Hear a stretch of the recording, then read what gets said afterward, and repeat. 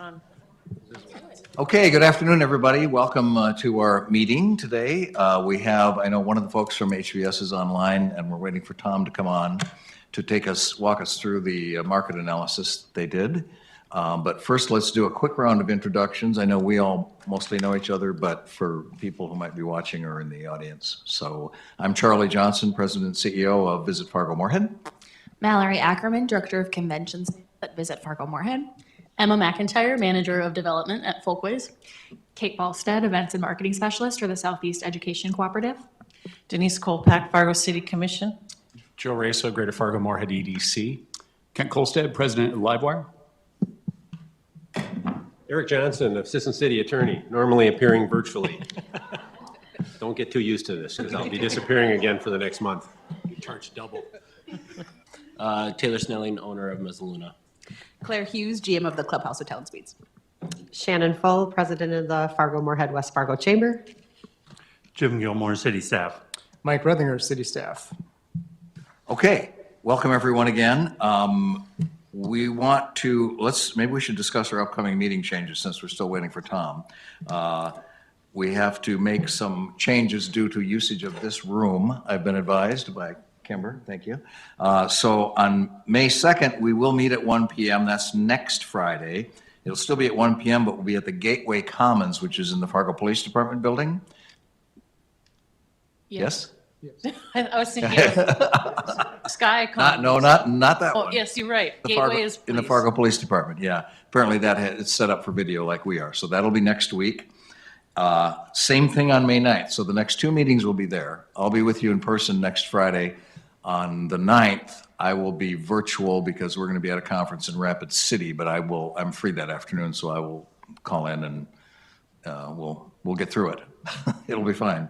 And then on May 16th, we're going to be back in this room, but we have to move it to 9 a.m., so mark your calendars accordingly. Anybody have any questions?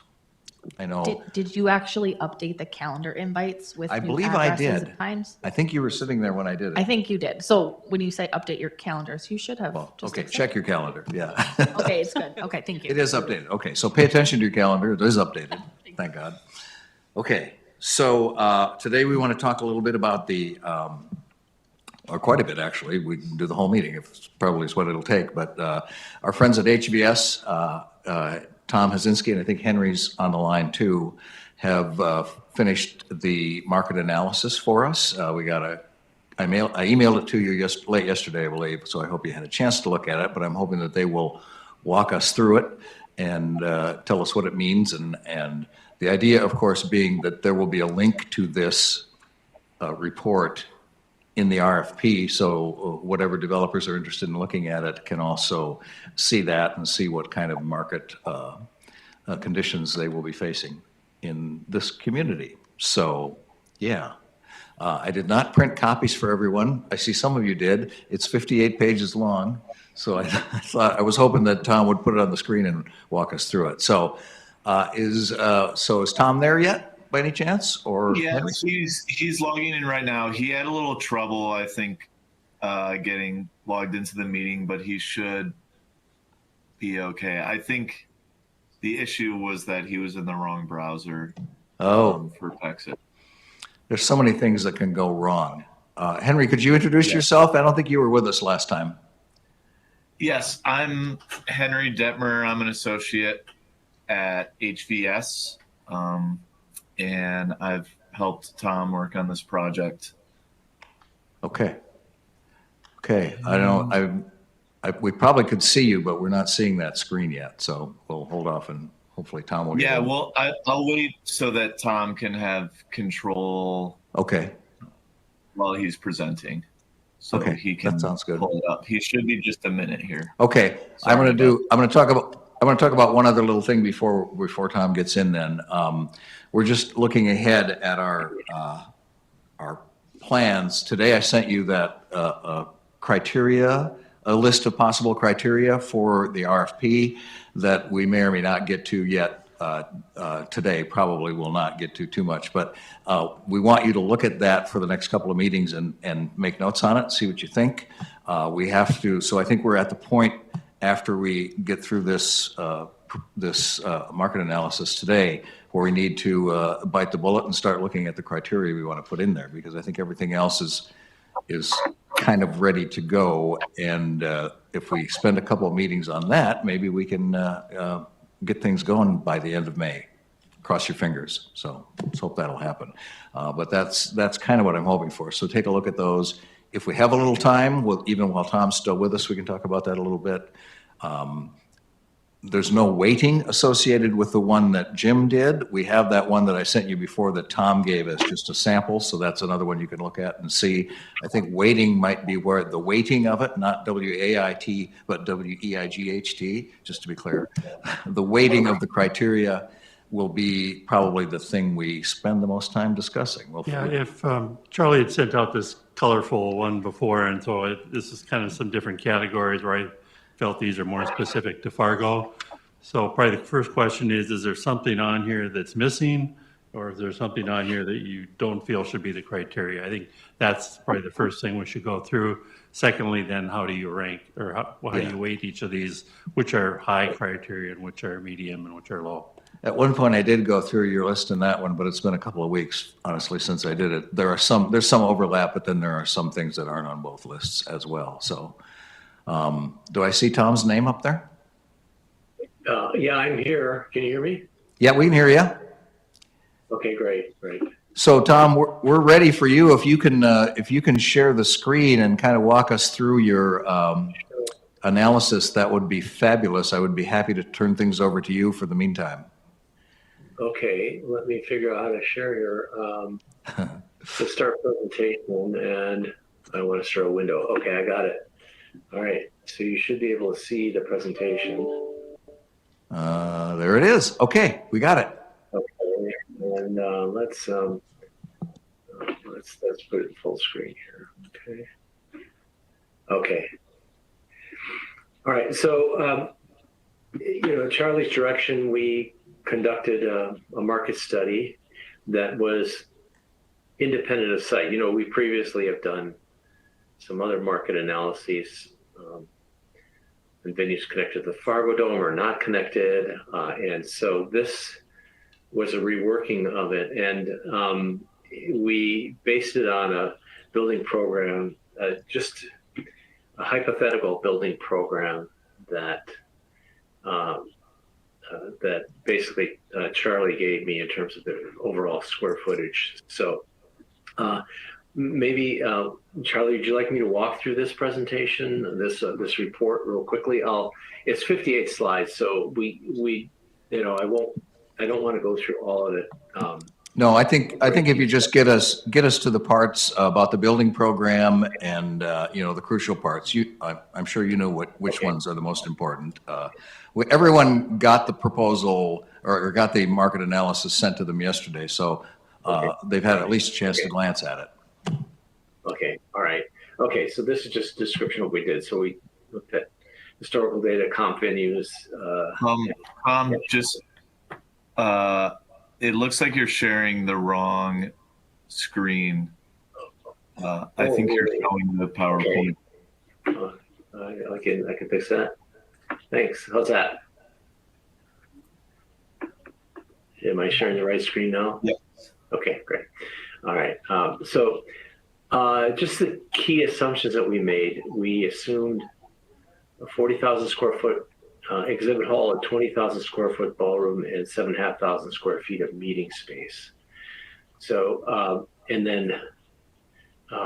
so if we map that out in more detail, we show Hey, what we Tom. assume about.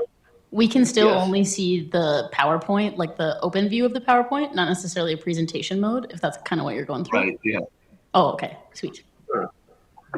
Okay, let me reshare and see what I can do here. Yeah, I think the presentation is popping up on a different screen. Okay. Well, I switched screens. I only have two of them, so let me try this again.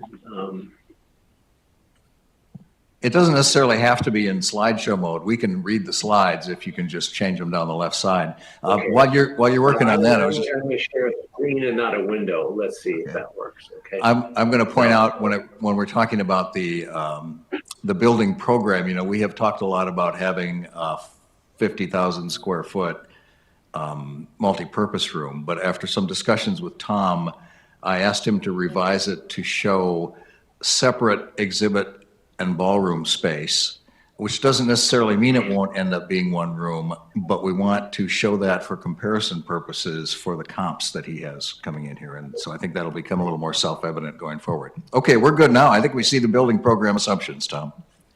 Okay, great. Okay. But just to give you an idea of what this implies for total building floor area, it takes a lot to build this rentable function space. You need pre-function service, circulation, kitchen, etc. So that more than doubles the floor area that you need to build. So this would result in our estimate of about 155,000 square foot of floor area of the building. Now, that doesn't mean it's the footprint. It's just whether this is affordable or not, that's something I think we need to work out in the RFP process in terms of what the public sector and the private sector can bring to the project. So we haven't done feasibility per se. So that would be in the later, I think that would be something that you would want to engage the developers with to explore the feasibility of different proposals. So we also then laid out the possible configurations. This is what the visibility gives you, is to do various configurations, just to emphasize to proposers that we really want a flexible venue. And so went through that. And then we also made an assumption that there was a hotel of 150 to 200 rooms adjacent to it, but we haven't done any hotel feasibility analysis. We did a market assessment. I won't spend much time on this. Looking at air access, hotel availability, where the hotels are, where existing meeting and event venues are. I think this will be something, if it's attached to the RFP, would be very informative to the proposers. And then we did a SWOT analysis, or the strengths, weaknesses, opportunities, and challenges of this development, with the strengths being, you're an important regional destination and population center, and you're a growing economy.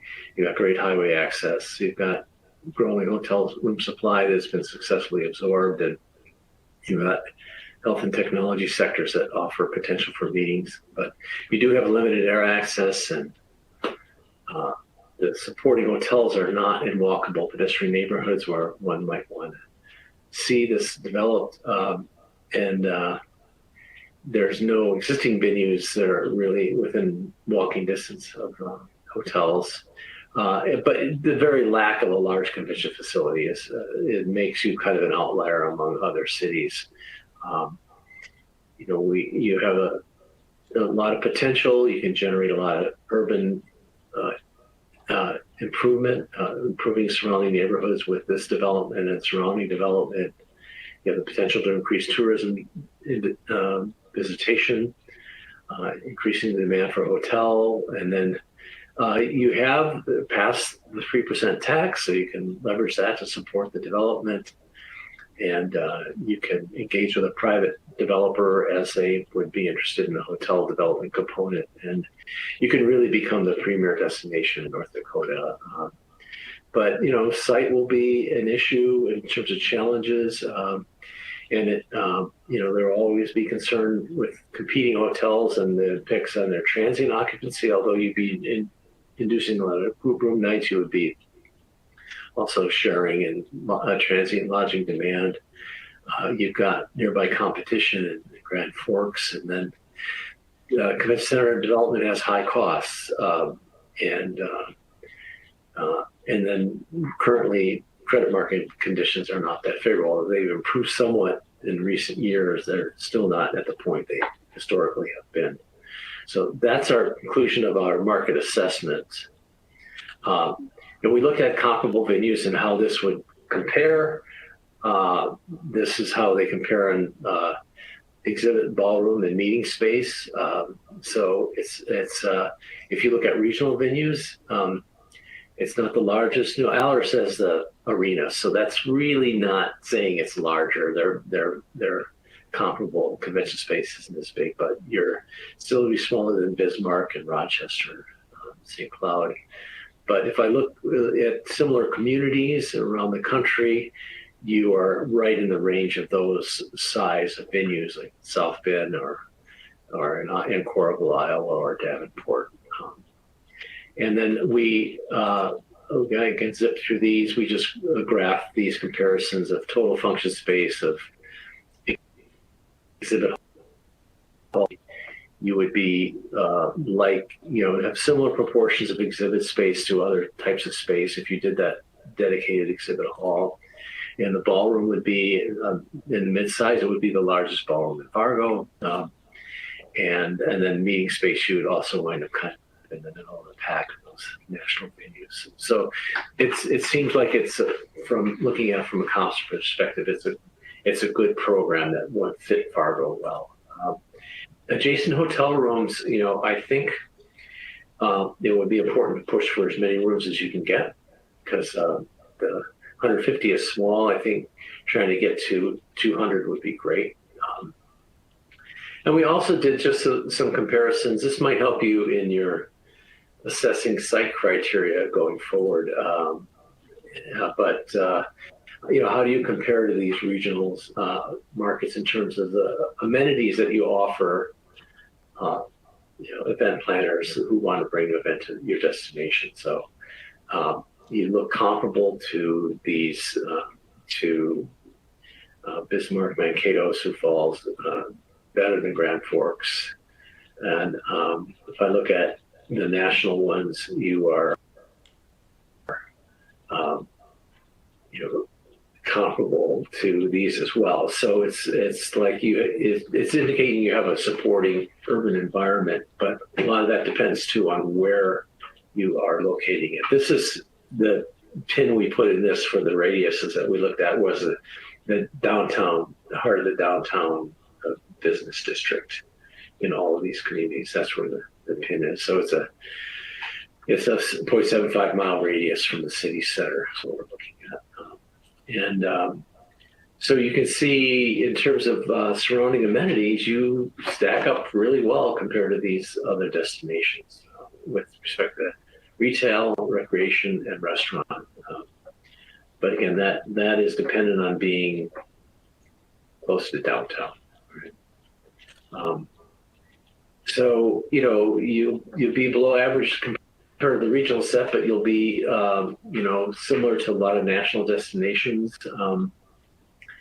And making it part of a planned hotel development complex will make it more attractive, and then your amenity picture is strong. So based on that and all the other prior work we did, we created a set of demand projections, and we looked at what kind of events were going on in the market. This is a source from Placer AI, locational data, and they allow us to grab data on 500 events that have occurred in the past, trailing 12 months in Fargo. And this is information that is pretty reliable, but it's scraped from websites, frankly, is what most of this information comes from. And they use a third-party source, and they put it together with their locational data to come up with these estimates of attendance and so on. So events, nearly 2 million attendees to different events in the course of a year. Half of it is sports, and small level of conferences. But that average of 506 is interesting. So based on that and the other work that we've done previously, we defined a set of event types that this venue could capture. These are the definitions of them: conventions, trade shows, consumer shows, conferences, meetings, banquets, assemblies, and sports and competitions. Especially with that exhibit hall, dedicated exhibit hall, you could do a lot. You could do 3-on-3 basketball tournaments. You could do dance, cheer, lots of good stuff. Some small basketball tournaments. That would be a really great use of that exhibit hall, especially out of convention season. It would be a great way to use the facility. So we built up our demand based on key economic indicators, the proposed development, past interviews, and then and comparable venue data. And here's a list of the people that we interviewed over, not recently necessarily, but over the course of our working in Fargo. These are people that we've talked to inform us about the market. And so here's how we project demand. So what we do is we look at demand. Well, what would it look like when it opened? And typically, convention centers take a while to ramp up to a stabilized level of demand because the booking windows are long. They can be 1 to 3 year booking windows for the size of events we're looking at. You also have to build up reputation and start getting repeat customers. And so it takes a while. So we have an opening in 2028. This is not a firm date or anything. It's just what we needed to assume to do the study. And we have it stabilizing in 2031 at 205 events and with about 89,000 attendees in the stabilized year. We then use a set of assumptions about how many room nights each type of event would generate, like conventions and trade shows, a lot more than consumer shows, right? Even though consumer shows have the most attendance, they would, generate mostly room nights from exhibitors that are coming from out of town. And so it generates about 31,000 room nights. That would be new induced demand into the market that isn't here today. And then to make sure that our estimates are reasonable, we compare them to,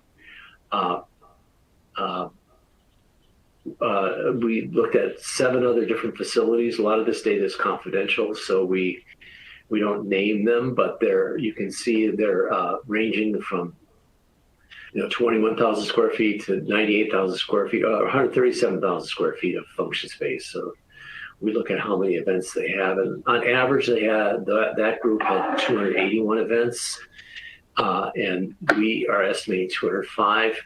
But you can see the meetings. Some venues count their meetings even if they have internal meetings and stuff like that. So if you take the meetings out of that picture, this comp group had 151 events, and we're showing 130 without the meetings. So it gives us an idea that some of these are in destinations with better, air access or more highly populated destinations. And so we don't have it performing quite up to the average of these comparable venues. But it was very instructive about size of events. I think given the size of the venue and everything, we have conventions and conferences coming in below these comps. But in attendance is slightly less than average. So one way to normalize the data is look at how much attendance you have per square foot of space. And we have it at 1.3, which is in the range, but it's on the lower end of the range. So you can see we're not being wildly optimistic about the level of events and attendances could get. Nonetheless, that's a really significant impact for Fargo. And then if we look at the demand attendance over time, you see this is that wrap-up period. So you're going to be having to provide a lot more support in the opening years as this thing ramps up. I just see a mistake. That induced room nights is a repeat of the wrong graph. That's supposed to top at 30,000. So I'll fix that and resend it to you, Charlie. That's something. I don't know. I think in our latest update of it, somehow they copied in the wrong chart. So I'll get that to you. And then here's, we do careful demand estimates by type of event, right? So we're not just saying 205 overall. We're looking at these different categories of events and estimating the number of events for each. and so this is more of the detail of the demand estimates. So then we go on to say, okay, how's this going to perform financially? Most convention centers have a very hard time breaking even. Some do, but we're trying to model what's a more typical scenario. So we developed a model. We're using inflation at 3%. We're assuming a management by a qualified third party, who not to be self-managed.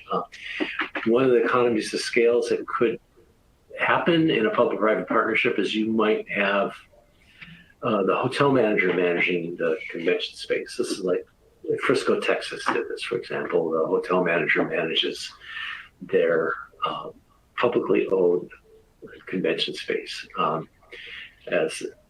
So that might be one option you might want to look at. And so it creates some economies in terms of your executive staff and a high level of coordination between the hotel and the convention center. But that's something you could take up with individual proposers. So I included definitions of line items if you want to get into the detail here of what each one of them means. So for revenues, then we developed a set of estimates. Again, we estimate revenue by type of event. And you can see we have different amounts of facility rental for different types of events, and per capita food and beverage revenues based on attendee days. That differs, with banquets having the highest per caps, and consumer shows and assemblies having the lowest. And then we also, the third category of revenue is event services, and that includes your setup, cleaning, security, audiovisual, and we have estimates of that by event type as well. So then it's a matter of multiplying these times the number of event days, the number of attendee days. That gives us our revenue estimates. These are stated in the current $20-25. So those will grow with inflation over time. And then we do a similar thing with operating expenses. And we have salaries and benefits, food and beverage, administrative and general, very typical set of categories of expenses. And then there are these ones, salaries through utilities here, those are ones that vary a lot with the level of utilization, but then there's a set of expenses we would call fixed. They don't necessarily vary with utilization, but we include in those categories management fees, capital maintenance reserve, and insurance. So it's really important to include a capital maintenance reserve, because the initial investment in the convention center is not going to be the end of investment in it. Things wear out, roofs need to be replaced, equipment needs to be changed out, carpets need to be changed. And so one has to build up reserves to do that when they're necessary. I'll show you how we modeled that. Then we also included a set of non-operating revenues. These aren't dependent on how the level of utilization, but we assume that one could strike a naming rights deal with some business or corporation. That would be something that might be important for a developer to bring to the table. And then one would do advertising and sponsorships within the building. It could be digital advertising or fixed signage, or you could name a room after some entity. So this would be a way to engage the corporate world within Fargo as a support of this facilities. Then I have a category called transfers in, and that's basically what we need to do to get us to a break-even budget. So I'll talk about that more in a little bit, and how we modeled that. And these are the parameters we're using. So we did I'm not showing it in this presentation, but we have a salary schedule that we modeled based on what it typically takes to run a venue of this size. And at stabilization, that amounts to about $1.9 million in salaries and benefits. And then Other expenses are modeled as a ratio to sales, like our food and beverage costs are a ratio to food and beverage gross sales, and others are modeled as a percentage of total revenue. And we define these percentages based on what we see in comparable venues. Some are fixed amounts, like the naming rights, and I'm assuming 80,000, that's in current year dollars, that would grow with inflation, and 40,000 advertising and sponsorship. So I haven't been real aggressive on that, but that's kind of that's the number that would have to be negotiated, and you might hope to get more out of that, but I didn't want to overstate the naming rights potential. There's not a lot of media associated with these. It's really more issue of civic pride and identity and so on. And then management fees, we have at 3% of revenue, although if you do this with tax exempt debt, those would have to be done under a qualified management agreement that conforms to IRS code. And then the capital maintenance reserves, I have it starting up slowly and then growing to 9% a year is what you need to set aside. Because the facility has to ramp up, I have very low in the first year and then growing over time. And then insurance, I have it at 3% of operating revenue. So if the rest of it is arithmetic, and you put that together, this is in applying a 3% inflation rate. This is where we would be in an opening year with revenues of about 3.4 million, and by stabilized year about 5.9 million. And most of those revenues are from food and beverage. So food and beverage is generated by the catering operation. Mostly there might be some outlets in the facility that would generate a little bit, but it's primarily catering, which is the most profitable part of the operation. And so conventions, trade shows do catering. Consumer shows, you might have some concessions revenue from, but banquets would be key. So this would be the place to do a gala, important events in Fargo. This would be the place where they would happen. And so that would be a really important revenue generator. So, and those salaries I showed you earlier were in current year dollars. So if you inflate them, you're actually at about, by stabilization, you're about 2.3 million in salaries, and then your food and beverage costs are 45% of the F&B gross, but that's 31% of the total revenues. And you can see how the other costs play out here. And then, so that means basically you're losing, you're at an operating loss in the first year, and then you come to a positive operations. But after the other management fees and capital maintenance reserve, you are actually operating at a loss. So the transfers in is what covers that operating loss. So one way to look at this is that you have in the first year you have over $500,000 operating loss, and you have plugged that hole with available lodging tax revenues. That's the likely source for that. That declines when you get to stabilization to about $350,000 a year. So typically, what a lot of convention centers do is that they dedicate their lodging tax to repayment of debt, but there is coverage on that debt. So you have to have more revenues than you have debt service. And so while all of it is pledged to debt service, you would have excess amounts, and those amounts would be available for supporting operations. There's another way it could be done too. Marketing and sales costs could be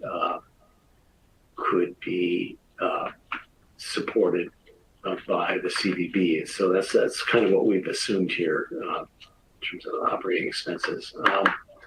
So, and then again, to see if we're reasonable, how does this compare to how other venues are doing? These are tough comparisons to put together because everyone accounts for stuff differently. And so we took these 8 other venues, where we had financials on them and we reclassified them into facility rental or food and beverage gross. You can see some of them, they have net food and beverage revenue, so we don't have a figure for them. But you can see the available averages and how we compare. So I've got this operating at a little more from facility rental, a little less from food and beverage on a per capita basis, and a little more overall operating revenue on a per capita basis. But it's certainly within that range. There's one of them has $139 per capita. We're at 55. The lowest one is 19. So you see a really wide variation of per capita revenues at these facilities. Depends on the nature of their demand. And we're kind of in the middle of that range, a little higher than the average. And similarly, if we look at revenue per event, we're similar. We're within that range, slightly higher than the average.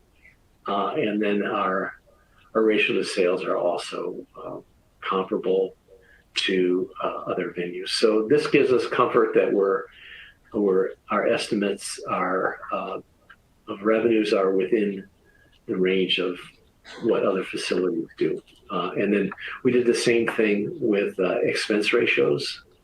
And these match up pretty closely with other venues. We're a little less than average on salaries and benefits, but I think that reflects,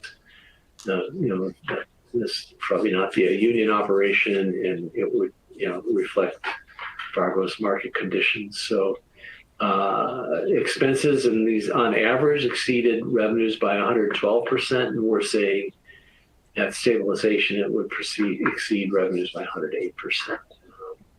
So we're kind of within the range. So if I look at it graphically, here's all the expenses stacked up against all the revenues, less the transfers, and that little green bar is what the public support is of the facility, presumably from lodging taxes. So I could see, make a note here too, that we need to revise this number on this page, because I think that number is actually and uninflated dollars, it's 375,000, I think. We had to make sure we got all our numbers tied up, because these were moving targets. So here's a more detailed pro forma, and you can see where we're looking at our break-even analysis. So what you see in growing on this bottom line is capital maintenance reserve starts at 1% and grows. When we don't have any money, we're not breaking even. It's really it's a very small contribution, but then in the third year it starts kicking in, and then we're at 9% at stabilization and going forward. So that should give you ample funds to keep the building operating over its life cycle. And then finally, we looked at funding sources. We looked at lodging taxes and the historical performance of lodging taxes, and so looks like in 24 you generated close to $4 million in lodging taxes, the existing 3% of lodging taxes. So this is a good model for what the 3% additional tax could generate. Charlie tells me that in 2024 there were some of that might be a little artificially high because there were some late payments coming in and penalties that influenced that number and pushed it up. So, but it looks like it's been growing on a compound annual average growth rate of about 4% a year. But you can also see how volatile it is during COVID. It got hit hard. And in the come down from the heydays in 14 and 15, 16, there was some declines. But since COVID has been growing really nicely, and you have growth in hotel supply. So, but this is kind of what the, kind of an indication of what capacity you have for public participation using that source of revenue. So that's where we are. I can see as I went through this, there are a couple tweaks that we need to make to this. We'll do that to make sure it's ready for inclusion in the RFP. So with that, I guess I can end my slideshow and I can stop sharing and see if there's any questions. Tom, yeah, you mentioned that the 3.9 last year, I would put that figure closer to 3.5 million minus the additional payments we had from previous years. We had a couple hotels change hands and there were some back payments that came in.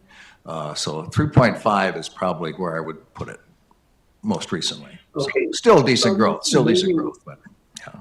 Yeah, maybe we shouldn't have that number in here. Maybe what I can do is asterisk that and take out those so that we get a better compound annual average growth rate. Yeah. It's probably going to be a little over 4% then. Yeah. I can, you and I can talk about that. We can probably arrive at a number that's more accurate for the previous years are all fine. It's just that last year that's a little high. So, I mean, it's higher. It did go up, but it didn't go up that much. Yeah. Right. The previous years come from the CAFR, and the last one is information that Charlie gave me, but it's all the gross, including penalties. So Okay. we can do that and asterisk that we've done. Yeah. Okay. All right, let's see who has questions for you, Tom, while you're with us. Thanks for going through that. Don't be shy. Eric, City Attorney Eric Johnson. Hi, Tom, Eric Johnson here. You mentioned you were going to explain something about transfers in, and maybe everyone in the room knows what that means, but I think I can tell you what transfers in are. It's any money that we would have left if we saved it out of the building plan from the lodging tax, or theoretically, it could also come out of the existing 3% lodging tax that Visit Fargo Moorhead has. We have a capital fund, so it's possible that we could subsidize, if there wasn't enough left over in the 3% building fund, then we could subsidize it from our capital fund. And I think our board, we've had that discussion, right, Claire? We have that discussion. Thank you for confirming that. I am working with our financial advisors, Baker Tilly, on some financial modeling to include those things like hold back for some deficit operating or some capital. So I've been meaning to check in with him, but I would assume I would have something by at least the 9th. We could talk about the meeting on the 9th. You could have it by when, do you think? I think I'll have it by the 9th. Oh, excellent, excellent. That'd be great. That would be helpful, yeah. An updated look at it, yeah. Yeah, I use that kind of ambiguous term transfer in. I mean, it has a meaning in, government accounting, but that's pretty specific. But I didn't want to necessarily just tie it to lodging taxes. It could come from any resources the city decides to devote to this. Okay, I'm fine with that, but I kind of know where it's coming from. Yeah. Thanks, Tom, though. I appreciate the effort. Yeah. Well, you never know when you get into discussions with people. Yeah. Just don't want to tie yourself down. Well, we know where it's not coming from. Other questions? There must be other questions. Yeah, Joe. Yeah, I don't know if it requires any changes to the assumptions that Tom and his team have, but in reading through this morning, I'm just wondering where we've had discussions and where they align or maybe might not align. For example, the exhibit space at 21 feet minimum. I think on our trips we were talking much higher than that, or even spaces that, how are they accounted for that may not be in this list up to the 155,000 that have came up, or maybe they are and they're just noted somewhere. So you're talking about like the storage space, kitchen space, that kind of stuff? Or I know the group talked about, when the planners are coming in, having their own space that's separate to work on. Is that perfunctory space or is that not accounted for? I just want to make sure that some of the things we've talked about that I think the group generally agreed might not marry up with these. So we want to be clear, especially for the developers, what we're looking for. Mm-hmm. Well, Tom and I talked quite like a show off. Yeah. Go ahead, Tom.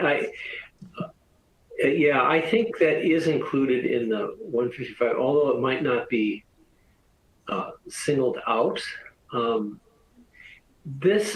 we do this formulaically. Like we have looked and we've talked with architects and looked at what the ratio of different types of spaces are to total function space in other facilities. So it's based on assumptions about that. These would definitely change when you actually have a physical concept plan, but this just gets you in the ballpark of the overall floor area.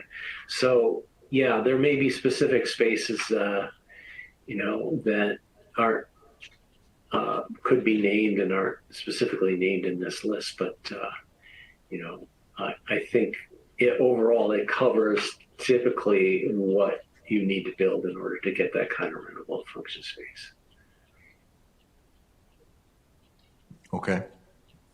Other questions? When you're looking at these financial models and you have that 31,000 additional room nights, you build that into the financial assumptions that your room tax would go up above where we're at now? Well, we haven't done that projection. So I think that would be one of many influences on the future direction of lodging taxes. And so if we were to actually project that, we would want to look at where occupancy and rates going, where new supply is coming in. Is there going to be any leakage outside of the city of Fargo with new hotel development? There's a possible negative effects. The effect of the development of the new hotel itself, all of those things would factor into a forecast of lodging taxes. And we haven't done that. We're just saying historically you've generated this much. And so this is the ballpark of what you have to work with. Yeah, so you're just looking at historical perspectives. You're not trying to factor in any growth caused by this convention center, right? Yeah. I mean, the only hint at growth is what it's been growing historically, which is around 4%, which is nice. Okay. Nice growth rate. Other questions?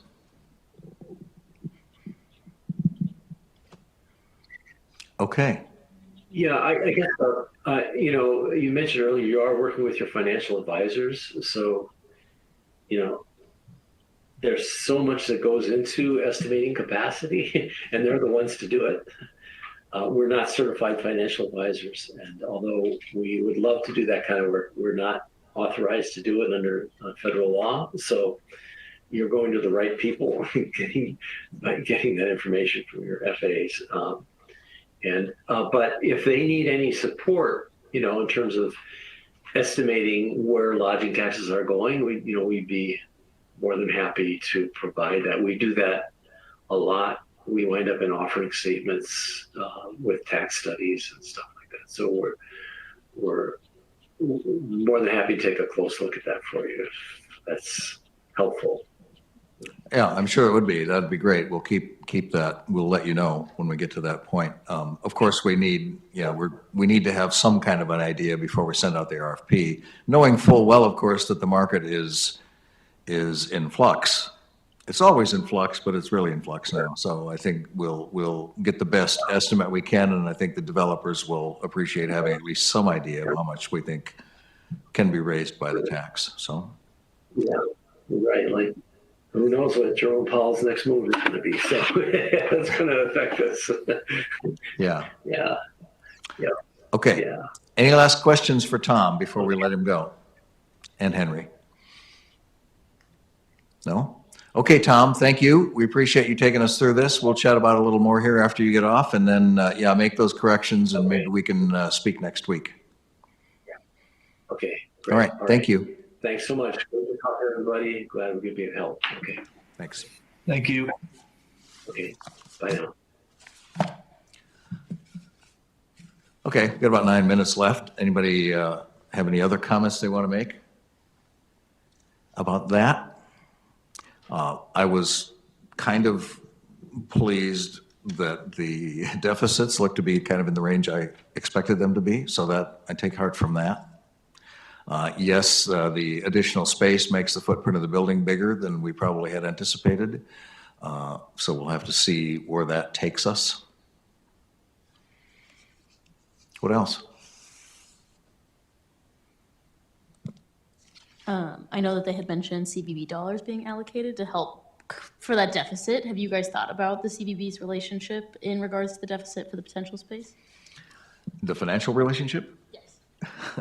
Yeah, we've talked about it. Claire's on our board, and we haven't made any formal motions because there's really nothing to make a motion on. But we've talked about the fact that if the deficits, especially in the early years, exceed what might be available from the dedicated sales lodging tax, then the CVB would probably have to step up and balance some of that out. If it's in the less than $500,000 a year range, I think you'd be okay. I say you because, ultimately I'll be gone, but I'm trying to set this up so it works. And that seems to me like it would be, reasonable.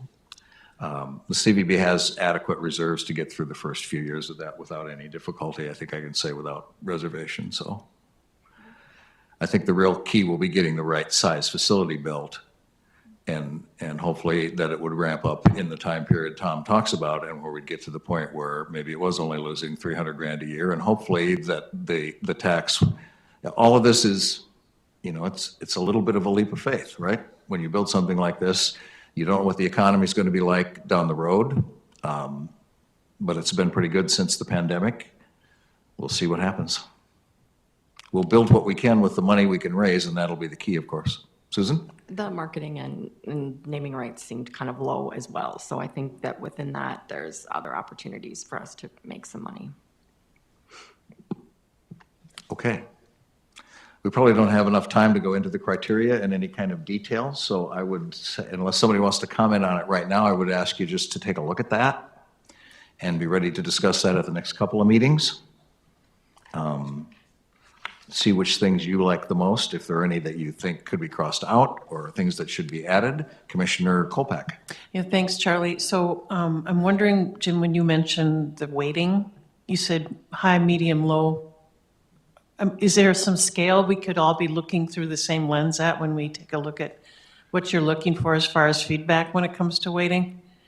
So we're consistent? Yeah, I mean, we Or could. that, okay. We could send this out, and what this does, you weight things, I guess, from 1 to 5 in terms of high and low, and then your criteria would be for each of those, that it's full compliance, partial compliance, or 1. So you give a weight, and then you also give a 1 through 5 score. And I was just thinking about that voting thing we used at cabinet. I don't know if that was something we could bring in here where everyone would we could see each other's weighting kind of live and then have a discussion about, so I don't have to do a lot of arithmetic on the fly. It sounds great. I don't know what you're talking about, but okay. It sounds like it would work. Average of everybody. Yeah. Yeah, kind of a live polling thing. So do you need me to send that again? I know I sent it. Okay. Help me remember to do that. I got it. And that's on the website page, correct? That you guys have created. The rubric is on the website page, the convention center website page that I know Mallory's been putting together. I don't know if that is. Don't know if that is. That might Okay. not be. I think Okay. I'll just send that to the committee. Okay, Yeah. thank But you. I did send you the list that Jim put together, so you can kind of compare the two as you look at your notes. And then there are more items on Jim's list than there are on this. Yeah. Yeah. Some of them might dovetail. Yeah, I pulled some of the ones out like height restrictions. That's not a factor here, but. Probably not, no. The reason being we didn't want it to be like seen by developers yet, so that they think that that's the actual, Yeah. what we've decided. So I don't want to Not high- steer someone the wrong way. Yeah, I don't, if you all give it a look, I think we'll have a pretty robust discussion for a couple of weeks and probably can make some progress. Okay. Okay, to recap, really quick action items. Okay, so I'll send the criteria and some sort of arithmetic version of how to find an average. And Susan, you said you were going to work on something by next week, By the 9th, you said. by the 9th, excuse me. The, What was that? A report from Baker Tilly giving us a Okay. better idea of what we could raise right now, basically, right? What the market will bear. So we can determine how much, if we used all the money to bond, or took out a portion of it. Yeah, but I hope to get from Baker Tilly is, specific budget number to tell the developers, here's what we have for the building. We're going to probably hold some back for capital improvements. Right. Okay, that'll be interesting. Okay. All right, thanks, everybody. Appreciate your participation. We're kind of getting down to the nitty gritty, so let's finish it up. Thank you.